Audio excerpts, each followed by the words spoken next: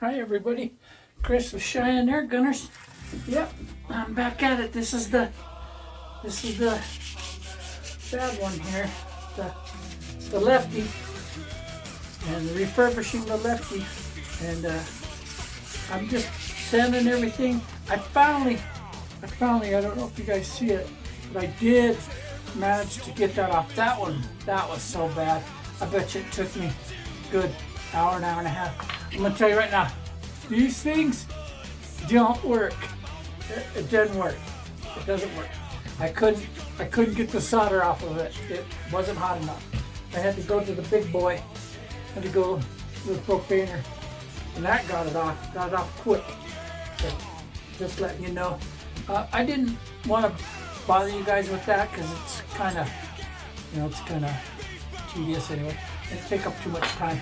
So I'm back at cleaning everything off. All right, and I'm gonna put this under some black. I'm gonna get me some of the beechwood brass black, and I'm gonna redo it, blacken it off. Okay, and I did get that bolt in. All right, but it's a righty. It's a righty. So I've been trying to figure out how to make this into a lefty. And there's two ways I could do it. Cut this off here and spin it around and then weld it on here. Or I tried to put this in here, right? And get everything lined up correctly. I don't know. It just looks like it's not going to line up because, see, one of them has a single hole, right, all the way through, and that's where the actual stud goes. That pulls your hammer back, and locks it into place.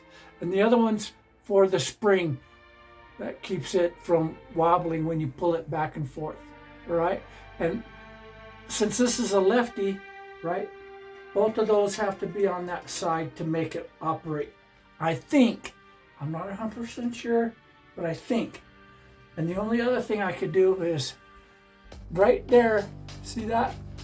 Right there is where that stud would be. And if I put some heat on this right here, put some heat on it, right, and bent it down.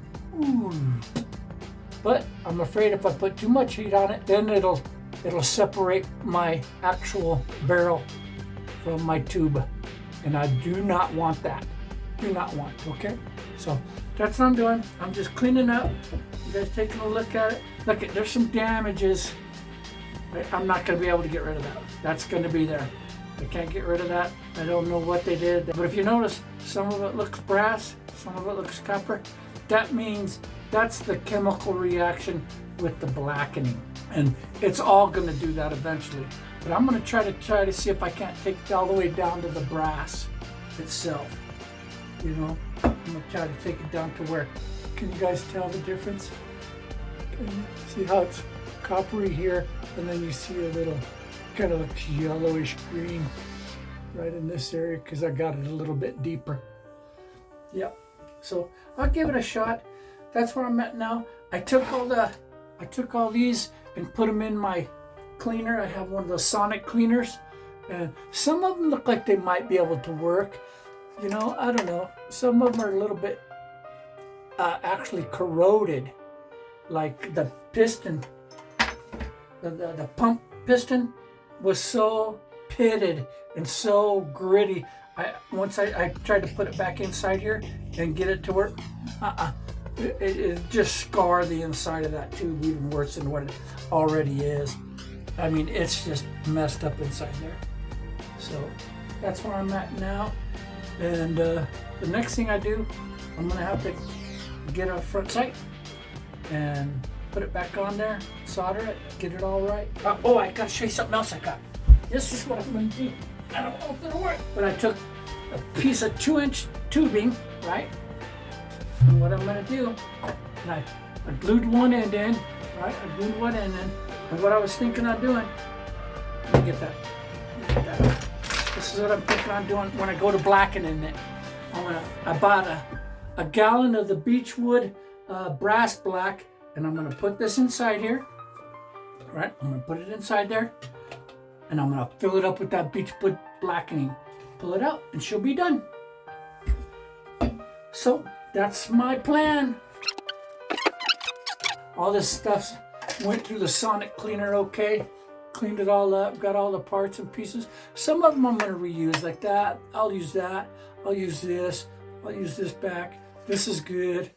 Some of the screws are good. The little spring, I'll use it for the bolt. That I might use that too. This came out good. I put it on the Scotch-Brite and ran it with my cordless. Shined it real pretty. Shined it up good. So I'll use that. I'll use the spring.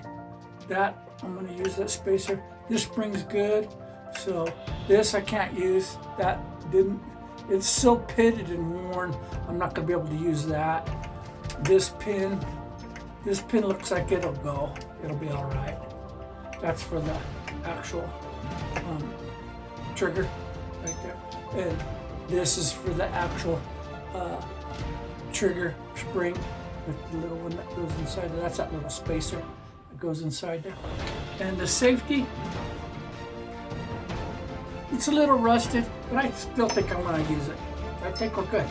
So everything's going to be okay, you know, except for the seals and stuff like that. And the round intake seal, I'll have to replace that. And that's it for the cleaning. I'll just keep on, I'm going to keep on just going with some really fine. This is fine, it just says fine. But I'll just keep on going with the fine and take it down as far as I can.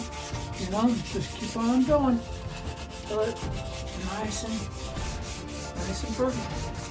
And then I'll take a little Scotch-Brite and buff it out with the Scotch-Brite. All right? Maybe take a little bit of steel wool, some really fine steel wool, and go over it. And then the next process, I'll take a little bit of the alcohol, rubbing alcohol, and rub the whole thing. I'll have to do that before right before I dip it in the beechwood brass black. All right, thank you guys.